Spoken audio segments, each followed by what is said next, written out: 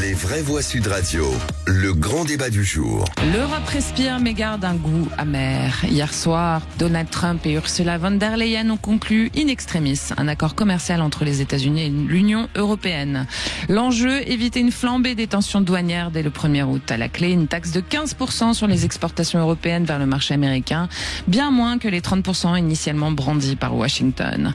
Un compromis salué par Bruxelles mais dénoncé comme déséquilibré par Paris et Berlin puisque les produits américains échappent à toute mesure équivalente, hormis notamment dans le secteur aéronautique. En contrepartie, l'UE s'engage à des achats massifs d'énergie américaine et à injecter des centaines de milliards de dollars dans l'économie des États-Unis. Alors est-ce que c'est un apaisement tactique ou un recul imposé face à un allié devenu imprévisible? On se pose la question. En tout cas, à force de bomber le torse et d'affoler la planète entière avec ses droits de douane, le négociateur a encore frappé. La majeure partie des droits de douane à l'exportation pour les entreprises européennes passe d'environ 5 à 15% quand même. Évident quand le puissant Donald Trump a osé commencer les enchères à 50. Inquiétant quand l'autre négociateur, Ursula von der Leyen, arc-boutée sur ses acquis, panique en imaginant le scud de la guerre commerciale lui tombant sur le nez. Donnez-nous votre avis sur le compte X de Sud Radio. Allez-y, votez. La question est la suivante. L'Europe est-elle impuissante face aux États-Unis? Vous êtes, tenez-vous bien, 90%, je dis bien 90 comme disent les Belges, 90, 9 et 0, qui pensent donc que l'Europe est impuissante face aux États-Unis. El négociateur. El négociateur. Allez, pour en parler, on est avec Jean-Philippe Feldman, qui est chercheur à l'IREF, c'est l'Institut de recherche économique et fiscale, et puis avocat. Alors, je vous ai posé la question, Jean-Philippe, l'Europe, est-ce qu'elle a cédé à la pression américaine ou est-ce qu'elle a évité le pire? Vous m'avez dit les deux, si vous pouviez étayer un petit peu plus. Allez-y.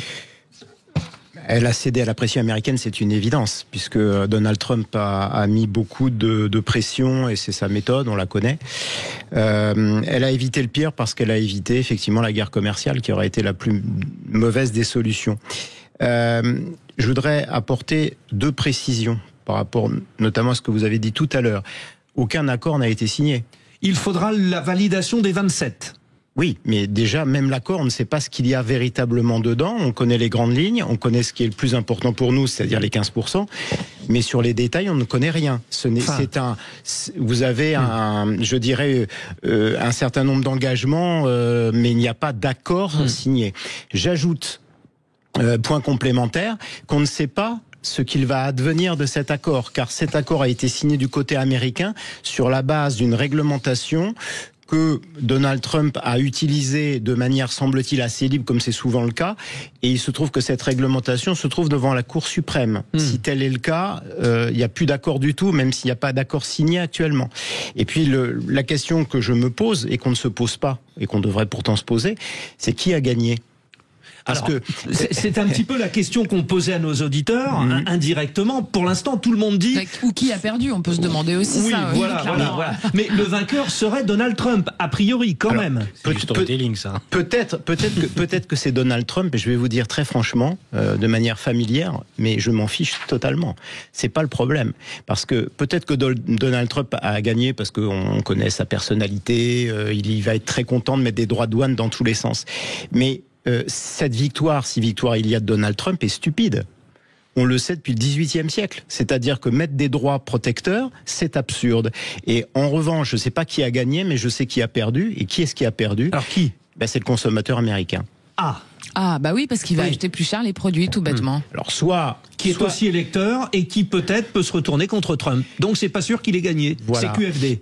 Par surcroît, si tant est que cet accord soit conclu, il ne faut pas oublier que Donald Trump va être en fin de mandat dans un peu plus de 3 ans, qu'il y a effectivement des élections intermédiaires, comme vous l'avez dit, que rien n'indique qu'il remporte les élections intermédiaires. Et on sait très bien que c'est un lame duck president, c'est-à-dire un président canard boiteux, c'est-à-dire celui qui ne peut pas se représenter, quelles que soient ses rodomontades. La Constitution est claire, elle ne changera pas, il ne pourra pas se représenter et plus jamais. Donc ça veut dire que de toute façon, dans les derniers mois, il sera aussi affaibli. Donc que va devenir cet accord? Je n'en sais rien. Et qu'est-ce qu'il en sera dans 3 ans? Encore moins. D'un point de vue communication, Samuel Botton, alors il est très très fort ce Donald Trump, même si de ce que dit notre invité, peut-être pas tant que ça. On est totalement sur du storytelling et d'un point de vue com, c'est une journée qui a été fascinante. Alors d'abord, il y a la déclaration de l'Union européenne, mieux ça qu'une guerre commerciale. Oui, c'est ça. Votre faiblesse est terrible. C'est terrible, on est C'est-à-dire que d'accord. vous étiez face à un joueur de poker qui a bluffé du début à la fin. Et le pire, c'est qu'il bluffe même pas avec un carré d'as, il bluffe avec un 2 et un 7 et on s'est couché immédiatement. L'autre partie de poker qu'il avait à jouer, c'est ce que je disais à Jean tout à l'heure, c'était face à la Chine. Et face à la Chine, parce qu'ils ont su répondre à cette pression, il s'est incliné. Donc l'Europe qui cède à un coup de bluff, aujourd'hui, moi, quand il me disait on va mettre 30% de taxes, j'aurais été Emmanuel Macron, j'aurais tweeté. Et pourquoi pas 200 ? Face à l'absurde, qu'est-ce que vous voulez répondre d'autre ? On répond par l'absurde. Aujourd'hui, vous êtes face à un... Ouais, enfin... Non, Judith, je suis désolé. C'est un risque quand même. Juste une petite chose, Samuel. L'Union européenne, par exemple, sur les droits de douane pour l'acier, pour les exportations d'acier et d'aluminium, actuellement, on paye 50%. De plus, voilà, de droits de douane, qui vont donc redescendre à 15% si l'accord passe. Oui, ça, c'est les points positifs. Sur l'accord passe, c'est un point positif. Attendez, il y a quand même un point à noter, c'est-à-dire qu'à un moment donné, il faut aussi aider les entreprises qui sont en train d'agoniser dans notre pays et qui n'arrivent plus à exporter leurs produits. Oui, mais on enlève une chemise à Paul pour la donner à Jean. Et au final, il y a toujours quelqu'un qui sera torse nu et qui va attraper froid. Donc c'est plus globalement qu'il fallait revoir ça. Aujourd'hui, on est peut-être arrivé face aux limites de l'Union européenne d'un point de vue commercial. Et alors ça, c'est ce que je disais sur la dernière émission. On a systématiquement pris le mauvais chemin sur ce que devaient être nos orientations économiques et industrielles vis-à-vis de l'Europe. Et c'est pour ça qu'aujourd'hui, on est peut-être beaucoup moins compétitif. Mais sur l'Union européenne face à Donald Trump, évidemment qu'il fallait aller à cette guerre commerciale. Évidemment qu'il fallait répondre à la pression. Évidemment qu'il fallait jouer le jeu. On a cédé. Alors après, ce qui peut me rassurer, c'est de dire que ce contrat n'ira pas jusqu'au bout. Mais dans les faits aujourd'hui, à l'instant T, on a été broyé en une journée. Jean Dorido, vous n'échapperez pas à l'idée que je suis heureux d'avoir votre point de vue de psychologue. Parce que vous avez vu la poignée de main, vous les avez vus, Ursula von der Leyen et Donald Trump, sur fond de green écossais. Ça disait quoi ? Ça disait que Trump était content quand même. Oui, ça dit que Trump est content. Et puis, alors, moi, je suis assez admiratif par toutes ces évidences proclamées. J'entends que Donald Trump a bluffé avec un 2 et un 7. Non, mais je respecte le propos. Maintenant, moi, je veux dire, les USA, c'est quand même peut-être important de se souvenir que c'est quand même la première puissance économique mondiale, même si la Chine, bien sûr, est un acteur important, ça reste la première puissance économique du monde, la première puissance militaire du monde, et on voit bien à quel point, quand les choses se tendent, il n'y a en réalité que Trump pour être audible sur la scène internationale. Et puis alors j'entends que depuis le XVIIIe siècle, on sait que les droits de douane c'est complètement idiot. Écoutez, première nouvelle, Donald Trump, il a fait quelque chose d'assez inouï, qu'on l'aime ou qu'on l'aime pas, qu'on soit pour ou contre cette politique. Ce que dit Jean-Philippe Fellman, c'est que c'est idiot, c'est parce que ça dessert ses électeurs. C'est pour ça qu'il dit dans la fourmilière de la mondialisation. C'est-à-dire qu'il a dit, voilà, maintenant ça s'arrête, America first, et donc on va recommencer à produire aux USA. C'est très compliqué, ça prend du temps. Les USA aujourd'hui sont une économie extrêmement dépendante de la fabrication en dehors de ses frontières, certes. Pour autant, il utilise, pour rester dans la psychologie, un biais cognitif qui est fameux, qu'on appelle le biais d'ancrage. Ah, c'est quoi ça ? Si vous voulez emprunter 100 balles à un copain, vous lui dites, écoute, il faut absolument que tu me dépannes de 10 000 euros. Alors là, vous prenez peur. Il dit, non, mais écoute, attends, je vais m'arranger. Ça, c'est l'ancrage, d'accord. Déjà, si tu me files 100 balles, et là, vous êtes content, vous dites, punaise, j'ai fait une affaire. Parce que dans votre tête, il est là et vous tapez de 10 000. Et donc, lui, il fait ça, et il le fait avec un certain talent, c'est un fait, puisqu'il obtient effectivement ce qu'il veut. Et manifestement, la population américaine n'est pas au fond du gouffre pour le moment. Alors, les oracles, on les connaît depuis toujours. Les oracles, notamment les économistes, qui nous, quand même, n'ont jamais vu venir les grosses crises depuis que l'économie existe. Donc, c'est quand même... Pas tous les coups, généralisez pas. C'est dangereux de généraliser comme ça. Subprimes, ou la crise de 29, on n'a jamais eu de prédiction valable sur les grandes crises. Donc, bien sûr que j'entends, et bien sûr que c'est du bon sens, de dire, oh là là, attention, ils sont en train de construire un avenir noir. Qui vivra verra. Pour le moment, les USA se portent plutôt bien. Jean-Philippe Fellman, quelques chiffres quand même. L'Europe va acheter pour 750 milliards de dollars sur 3 ans des énergies américaines pour remplacer les importations de gaz russe et éviter de financer par exemple la guerre lancée par le Kremlin en Ukraine. Alors, sur le secteur de l'automobile, ils sont contents parce qu'ils passent de 25% de droits de douane à 15%, mais par exemple, je sais que dans le secteur de la beauté et des cosmétiques, ils avaient 0% de frais d'importation et ils passent à 15% tout d'un coup. Donc là, par exemple, c'est un secteur en souffrance qui qui peut-être va perdre plus de 5000 emplois, c'est ce qu'on entendait ce matin. Donc on est au milieu d'un truc où on ne sait pas très bien de quel côté on doit pencher la balance, quoi, ou comment on doit réfléchir. Alors, on peut pas se prononcer sur des droits précis parce qu'il y a plein de points à négocier en réalité. Je vous fais remarquer que Donald Trump a négocié un accord avec le Japon et dans l'avion de retour, finalement, les clauses avaient changé de l'accord qui prétendument avait été conclu. Donc, encore une fois, les paroles s'envolent, les écrits restent. En tout cas, pour les juristes, moi, je suis pas économiste, je suis juriste, et donc on verra ça quand ça sera gravé dans le marbre sur un papier. J'entends les réactions françaises qui sont en réalité des rodomontades, nous disant on a une brute épaisse de l'autre côté de l'Atlantique, et il faut montrer les muscles. Ce n'est pas la bonne solution en réalité. Surtout qu'il est un peu plus fort, non, a priori? Oui, c'est ce que disait Jean. Oui, mais même, bien sûr, c'est la première puissance économique et militaire du monde, bien entendu. Il y a des difficultés économiques aux États-Unis actuellement. Il y a de grosses difficultés économiques. Bien entendu, on n'a pas de leçon à donner du côté français. Il n'en demeure pas moins que, encore une fois, quand vous avez une personne qui fait une erreur, mieux vaut ne pas faire la même erreur.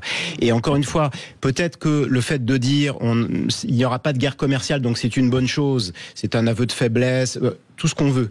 Maintenant, le pire, c'est effectivement la guerre commerciale. Alors, je sais bien que je vais faire une comparaison un peu osée, mais on a vécu ce type de situation dans les années 1930. Ça a été la conséquence de la crise économique de 1929. Qu'est-ce qui s'est passé derrière? Eh bien, les pays se sont battus, ont fermé leurs frontières. Alors, j'entends le mot mondialisation, ça veut dire liberté aussi. Et je vais pas revenir en juriste sur la notion de droit de douane, mais la notion de droit de douane, c'est une violation des droits de l'homme, tout simplement, puisque ça vous empêche de commercer et d'échanger. Logiquement, vous devriez pouvoir le faire librement. Il faut pas oublier ces notions. Sauf qu'il y a un rapport de force dans le commerce aussi. On file, et non pas on file au 826 300 300. C'est Eric qui est avec nous, notre auditeur fil rouge. Eric, sur la question que nous posions, alors d'une manière générale, et Jean l'a très bien résumé avec ces mots tout simples de psychologue. Il est plus fort que nous, on le sait, et ça sert à rien d'essayer de faire à force égale avec les États-Unis. Vous voyez ça comme ça? Ça va être très très dur. Moi, je vais parler avec mon langage à moi. Trump, il nous l'a mis à l'envers, profond, quoi, tout simplement. Il a gagné le combat. Il n'y a pas photo, hein. On peut rien faire, de toute façon. Et en face, on n'a pas d'argument, on n'a rien, on se bat pas. La France ne se bat plus depuis des années. On peut changer tous les gouvernements qu'on veut. On n'a personne qui se bat franchement et honnêtement à fond pour la France. Moi, je suis un retraité et soignant. C'est pas avec ma petite retraite que je vais faire des grandes choses. J'aimerais, mais vous faites les courses, vous morflez. Tout ce qu'on veut faire, on morfle. J'ai plein de copains et de collègues, ils sont dans la même galère. J'ai réussi à partir une semaine en vacances. Tout est hors de prix. Alors Trump peut s'amuser. Les États-Unis, j'ai un collègue qui part aux États-Unis et je l'ai eu au téléphone, il m'a dit mais c'est l'enfer là-bas, c'est très cher aussi. C'est pareil. Après, il y a deux poids, deux mesures. C'est comme tout. Moi, je suis pas politicien, je suis pas économiste. Je vous donne avec mon petit avis à moi. Et c'est ça qui est important et intéressant. Donc, on vous écoute. Trump, il a largement gagné. Il est au-dessus du lot de tout le monde. Il a joué au poker, il a gagné, c'est tout. Ça fait des années qu'il fait ça, Trump. Et qu'est-ce que vous voulez qu'on y fasse? Avec son gouvernement, ils nous ont eu, puis c'est tout. On est là pour ramasser des miettes. Et encore, on gueule. Qu'est-ce que vous voulez qu'on fasse? Samuel Botton, on a notre Premier ministre, François Bayrou, qui dit qu'il regrette un jour sombre où l'Europe se résout à la soumission. C'est sa première déclaration sensée depuis sa prise de fonction. Voilà. Il rejoint Eric, notre auditeur, c'est-à-dire le constat est sans. Voilà. Alors moi, sans aller jusqu'à ce que vous avez dit, Eric, c'est-à-dire c'est pas seulement la question de la France. Faut le prendre du point de vue européen et d'un point de vue global et le combat qui a été mené. Aujourd'hui, juste taper sur notre gouvernement, ça nous mènera pas loin. Maintenant, ce qu'il faut aussi remettre dans le contexte, c'est que les Américains et les Français ont un immense point commun, c'est le sentiment de déclassement profond qui les touche, et c'est pour ça que Donald Trump a été élu. Vous parlez des citoyens. Je parle des citoyens et je parle justement de plein de choses, de leur pouvoir d'achat, de tout ce qui peut leur arriver au quotidien, et ce qui se passe là-bas, ça se passe aussi chez nous dans une autre mesure. Derrière, pourquoi Trump s'en prend à l'Europe? Parce que lui, il a un déficit commercial qu'il doit combler. Et il voit sur l'Europe et sur d'autres pays une opportunité là-dessus. L'autre point qui le chagrine, c'est qu'aujourd'hui, on peut penser que système fiscal aux États-Unis est excellent, mais ça ne doit pas nous faire oublier une chose, c'est qu'énormément de multinationales font le choix de l'Europe pour leur fiscalité et leur siège social. Je pense notamment à l'Irlande, je pense à la Suisse, je pense à Monaco et à bien d'autres. Luxembourg. Le Luxembourg, pourquoi pas. Donc forcément, il doit aussi se battre contre ça. Mais s'il vient chercher l'Europe aujourd'hui, c'est parce qu'il a un trou à combler et qu'il a trouvé plus petit que soi sur qui taper, et un coup de bluff, parce que je maintiens que c'est un immense coup de bluff, qui a fonctionné. Après, comme vous disiez, est-ce qu'on ira jusqu'à la signature, oui ou non ? Voilà, ça c'est un autre problème et c'est ce qui sonnera le glas final de cette histoire. Jean-Philippe Fellman, avant de passer à Jean Dorido. Non, juste un petit mot, parce que notre auditeur disait qu'il se plaignait des prix et de l'inflation. Si vous voulez avoir plus d'inflation, par principe, vous mettez des droits de douane. Pourquoi? Expliquez-nous. Oui, expliquez, ça c'est intéressant. Parce que ça renchérit le prix des produits, si vous voulez. Ouais. Donc quand vous mettez des droits de douane, il y a plusieurs possibilités. Soit vous voulez acheter une voiture française aux États-Unis, oui. Donc là, elle va vous Alors coûter. ça, il y a peu de chance, je vous le dis tout de suite. Vous allez vite en besogne, on ne sait pas. Mais vous savez qu'en France, on vend quasiment aucune voiture aux États-Unis. C'est quelques milliers de voitures dans l'année. C'est ridicule. Je ferme la parenthèse. Donc alors, on veut acheter une voiture. Si on vous met des droits de douane, il va bien falloir que ça soit compensé quelque part. Donc généralement, c'est sur le consommateur parce qu'on augmente les prix. Si vous ne pouvez pas augmenter les prix, soit vous vendez pas les voitures, soit vous êtes obligé vous-même de faire des économies, d'essayer de tirer les prix vers le bas, sauf que dans certaines limites, tout n'est pas possible.